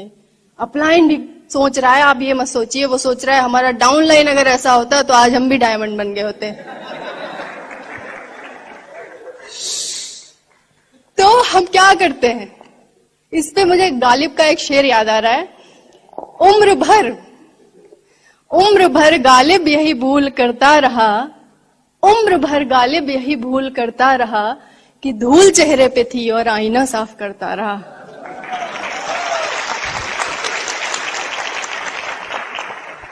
हम सोचते हैं कि यार अपने फ्रेंड्स बदल दो, अच्छे अच्छे लोगों से दोस्ती कर लो, सब कुछ अच्छा हो जाएगा, रिच लोगों से दोस्ती कर लो, हमारे पास ही पैसा आ जाएगा। हम सोचते हैं कि चलो अच्छे अच्छे ब्रांडेड कपड़े पहन लें, हो सकता है हमारी पर्सनालिटी चेंज हो जाए। हम सोचते हैं कि चलो बहुत महल जैसा घर बनवा लेते हैं, हो सकता है कुछ बदल जाए। लेकिन जहां सबसे ज्यादा चेंज होने की जरूरत है, खुद पे, उसको कभी चेंज करने की कोशिश नहीं करते। सबसे ज्यादा चेंज होने की जरूरत है तो खुद पे। अगर जिस दिन आपने पूरी दुनिया को छोड़कर अपने ऊपर काम करना स्टार्ट कर दिया, उस दिन पूरी दुनिया आपके लिए ऑटोमेटिकली चेंज हो जाएगी।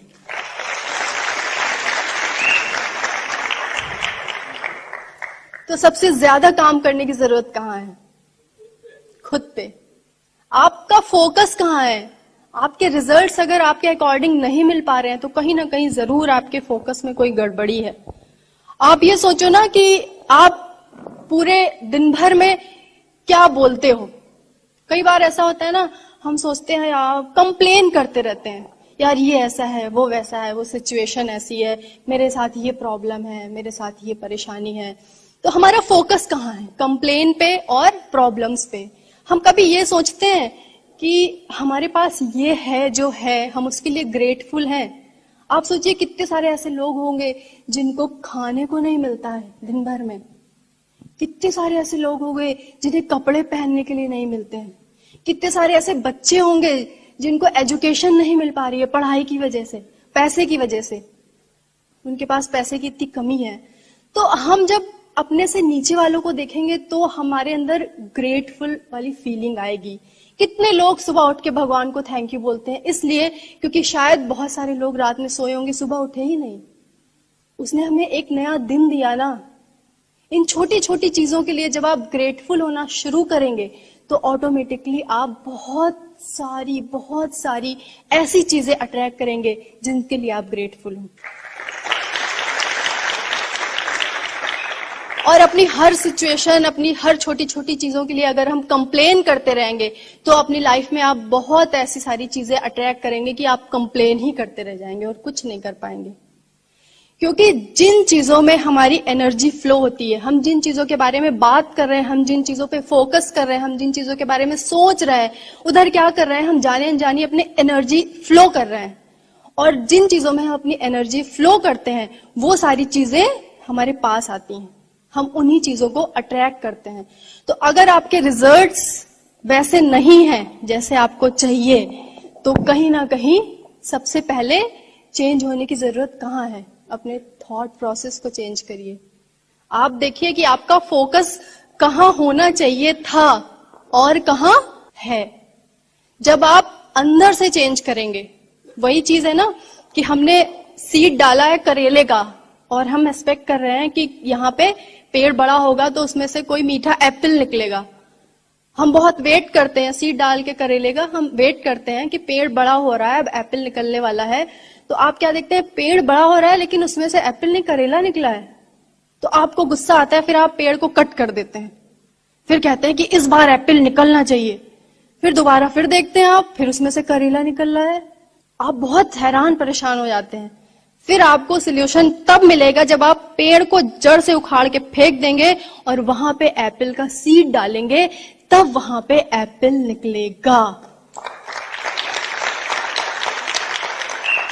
सबसे पहले सीड डालिए अपने माइंड में पॉजिटिविटी का। आप डायमंड बनेंगे, आपको डायमंड बनने से कोई नहीं रोक सकता, लेकिन कुछ भी बनने से पहले जरूरत है एक अच्छा इंसान बनने की। अगर आप एक अच्छे इंसान बन गए ना, तो इस धरती पे आपसे अमीर कोई नहीं है। पता है, पैसा कमाना बहुत बड़ी बात नहीं है, पैसा आप कमा ही लेंगे किसी ना किसी प्रोफेशन में, लेकिन एक सच्चा और एक अच्छा इंसान बनना बहुत मुश्किल है। तो अंदर से अपने आप को चेंज करिए। आप देखेंगे कुछ लोग ऐसे होते हैं ना, उनकी वाइब्रेशन ऐसी होती है कि आपको मन करेगा यार हम उनके साथ रहें, उनसे बातें करें, उनके साथ चिपके रहें जितनी देर वो रहें। और कुछ लोग ऐसे होते हैं कि हम दूर से देखते हैं और रास्ता बदल लेते हैं, यार ऐसा ना हो वो चिपक जाए आके। होता है कि नहीं? वो क्या होता है, एक्चुअली जो हमारे अंदर है वो बाहर रिफ्लेक्ट करता है। हमारी वाइब्रेशन वैसी होती है जैसी हमारी थिंकिंग होती है, जैसे हमारे थॉट्स होते हैं। आपको पता है एनिमी कहीं बाहर नहीं है, एनिमी हमारे अंदर है। एनिमी क्या है? एंगर। एनिमी क्या है? जेलसी। एनिमी क्या है? Criticism, fear. ये सब एनिमी है। तो आप अगर कहीं बाहर ढूंढ रहे हैं तो बाहर नहीं है, सारी चीजें आपके अंदर है। चेंज होने की जरूरत किसे है? खुद को। और जिस दिन आपने अपने आप पे काम करना शुरू कर दिया, खुद को चेंज कर लिया, सेल्फ रियलाइजेशन हो गया। एक बार क्या होता है, एक मॉन्क होता है, उसको मेडिटेशन करना होता है, तो वो कोई ऐसी जगह ढूंढ रहा होता है जहां पे लोग उसे डिस्टर्ब ना कर सकें। वो बहुत परेशान होता है, कहता है कि जहां जाओ वहां लोग आ जाते हैं, डिस्टर्ब करते हैं, तो ऐसी कोई जगह मिल जाए जहां पे लोग मुझे डिस्टर्ब ना करें, मैं ऐसी जगह जाके मेडिटेशन करना चाहता हूँ। तो बहुत सोचता है, फिर उसके माइंड में अचानक एक आइडिया आता है। वो एक बोट लेता है और नदी के बीचों बीच जाकर मेडिटेशन करना स्टार्ट कर देता है। 2-3 घंटे मेडिटेशन करता रहता है, तो अचानक से उसको लगता है कि उसकी बोट पे किसी दूसरी बोट ने बहुत जोर से टक्कर मारी। तो जब वो आंखें बंद किया होता है तो उसको बहुत गुस्सा आता है, और वो बस आंखें खोलता ही है कि सामने वाले बोट को मैं अच्छे से डांट लगाऊं, क्योंकि मैं इतने बीच में आया हूं मेडिटेशन करने के लिए और यहाँ भी लोग मेरा पीछा नहीं छोड़ रहे हैं। तो जैसे ही वो गुस्से में आंख खोलता है, अचानक देखता है कि वो तो एक खाली बोट है जो नदी में बहते बहते कहीं से आ गई है और उसकी बोट को टक्कर मार दी है। तो अचानक उस मॉन्क को सेल्फ रियलाइजेशन होता है कि यार ये एम्प्टी बोट तो सिर्फ एक ट्रिगर थी मेरे अंदर जो है उसको बाहर निकलवाने के लिए। एक्चुअली एंगर तो मेरे अंदर ही था। तो बाहर की सिचुएशन सिर्फ एक ट्रिगर होती हैं, आपके अंदर से बाहर वही निकलेगा जो ऑलरेडी आपके अंदर है।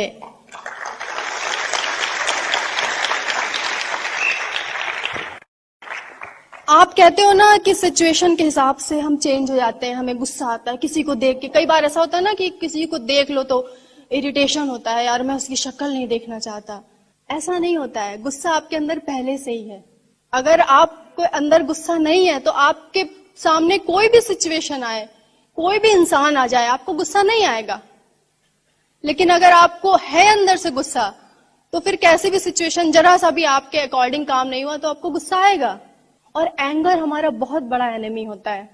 एंगर से हम किसी और का नुकसान नहीं करते हैं, हम किसी और को बुरा भला कह रहे हैं। ठीक है, किसी ने हमको 1 साल पहले हर्ट किया, कुछ ऐसा कहा जिससे हमारी फीलिंग्स हर्ट हो गई। ठीक है, अब हम क्या करते हैं कि 1 साल बाद भी उसी बारे में सोच सोच के परेशान है, हैरान है। वो बंदा पता नहीं कहाँ चला गया, मस्ती में झूम रहा है कहीं, और हम एकदम अपना दुखड़ा रोए चले जा रहे हैं। जो मिल रहा है उसको बता रहे हैं, यार उसने मुझसे ऐसे कहा था, यार उसने मुझसे ऐसे कहा। हम इतने बड़े नेगेटिव थॉट को जो खत्म हो चुका है अभी तक ढो रहे हैं अपने माइंड में। जो खत्म हो गई हैं चीजें उनको भूल जाइए, अपने माइंड को ब्यूटीफुल बनाइए। आपको डायमंड बनना है, आपको क्राउन बनना है। ऐसे रीजन बनाइए अपनी लाइफ में ताकि आपको काम करने में मजा है। आपको पता है, एक छोटा सा पत्थर आप पानी में डालिए तो जो उसकी रिपल्स होती हैं कितनी दूर तक जाती हैं। कभी एक छोटा सा पत्थर मार के देखिए पानी में, उसकी रिपल्स बहुत दूर तक जाती हैं, आपको पता भी नहीं चलेगा कहाँ तक गई हैं। तो आपको खुद ही नहीं पता है कि आपका एक छोटा सा डिसीजन कितनी सारी फैमिलियों की जिंदगी चेंज कर सकता है।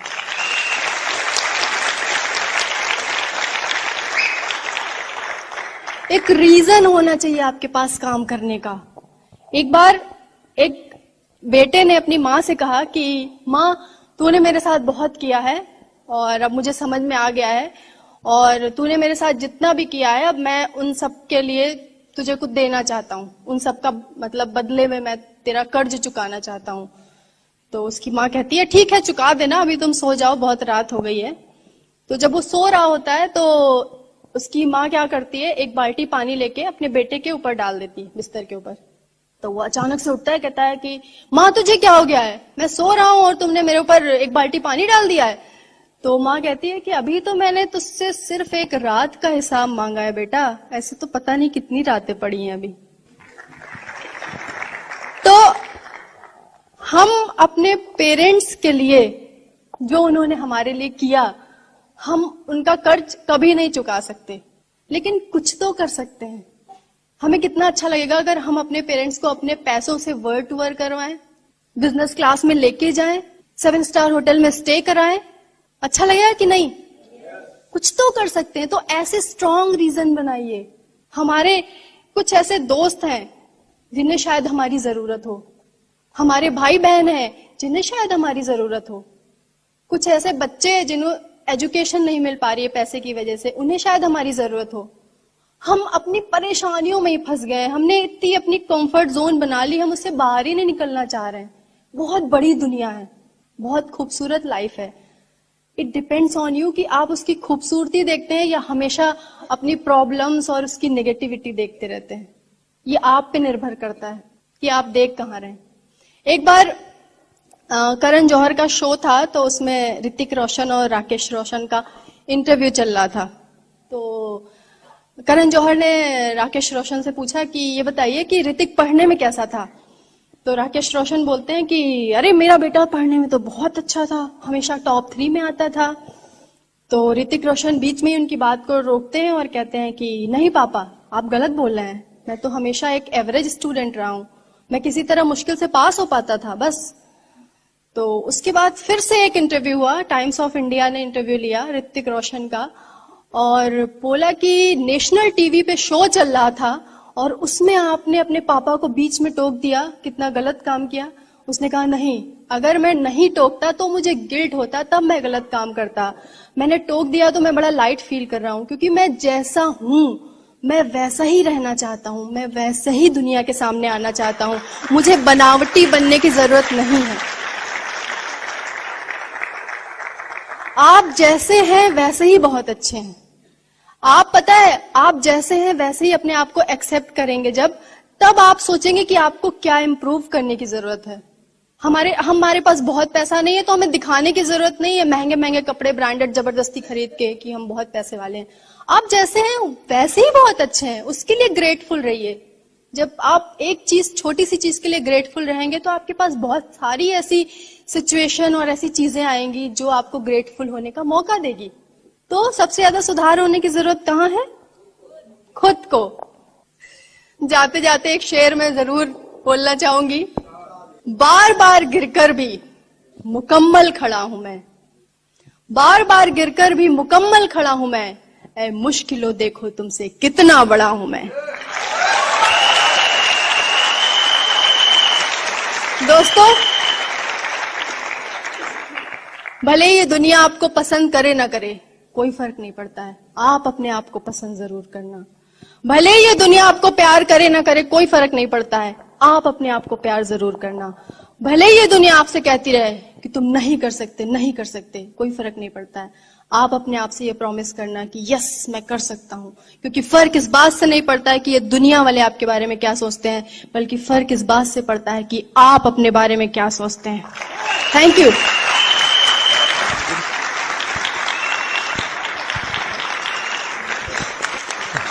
देखिए,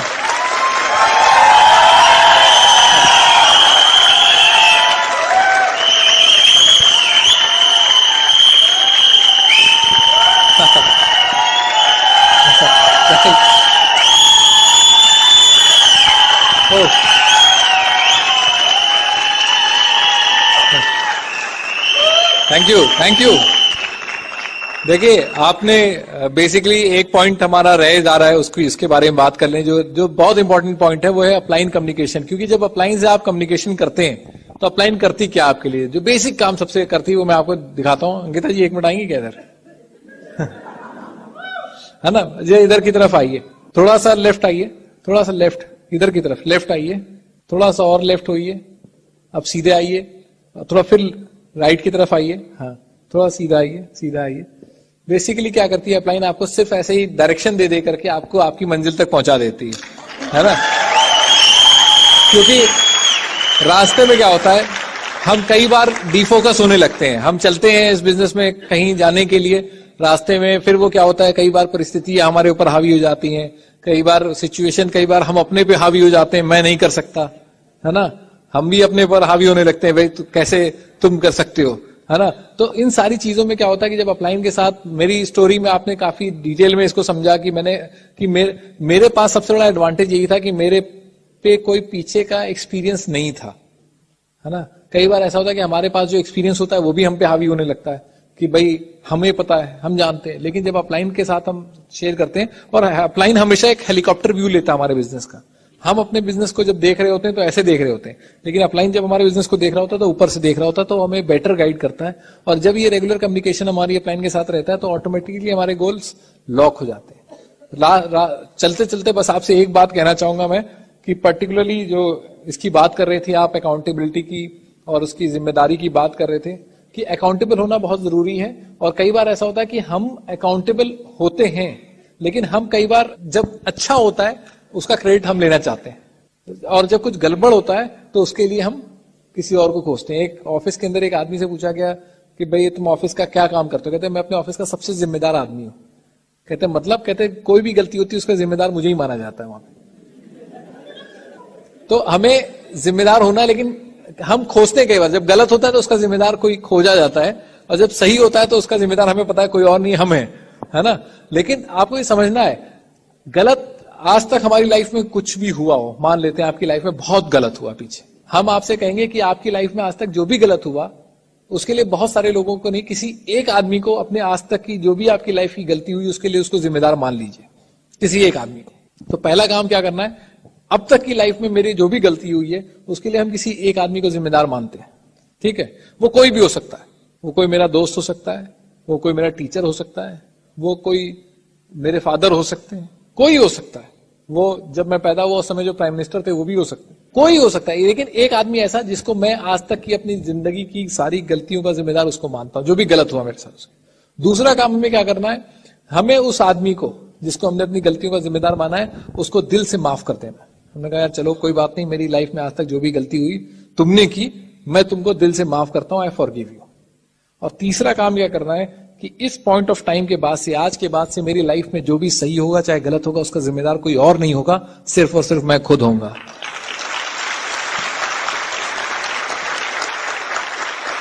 मैं अकाउंटेबल हूं अपनी लाइफ के लिए, मैं अकाउंटेबल हूं अपने ड्रीम्स के लिए, मैं अकाउंटेबल हूं अपने बच्चों के ड्रीम्स के लिए, मैं अकाउंटेबल हूं अपने हिसाब किताब के लिए, मैं अकाउंटेबल हूं हर चीज के लिए। तो मैं जो कहूंगा वही करूंगा, जो करूंगा वही कहूंगा। अपनी लाइफ की जिम्मेदारी आज से मैं खुद लेता हूं, ठीक है। और अगर आप जिम्मेदारी लेते हैं तो मेरे ख्याल से आप अपनी नहीं बहुत सारे लोगों की लाइफ चेंज करेंगे। हमारी शुभकामनाएं आपके साथ हैं। नितेश और अंकिता दीक्षित आज आपके बीच में सिर्फ और सिर्फ इसलिए आए कि एक दिन आप हमारे शहर आए और अपनी स्टोरी हमारे साथ शेयर करें, हमारी टीम के साथ शेयर करें, और वो लोग आपसे इंस्पायर हो, तालियां बजाएं और एक डिसीजन लें, जैसे आज आपने एक डिसीजन लिया है अपने बिजनेस में डायमंड जाने का। Thank you and God bless you.